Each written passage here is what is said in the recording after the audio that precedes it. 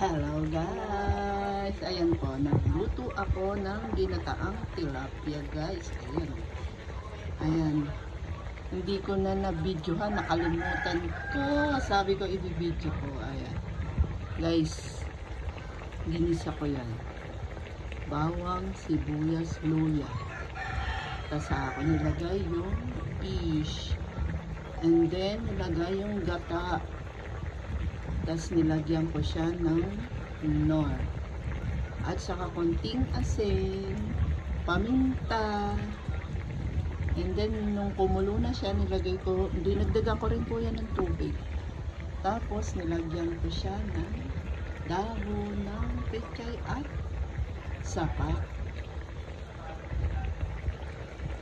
Ayan. Saka may sili po siya. Siling pansit.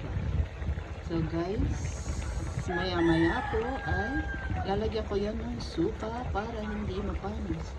So guys, thank you for watching. Bye-bye. Mama, chup-chup. Love you all.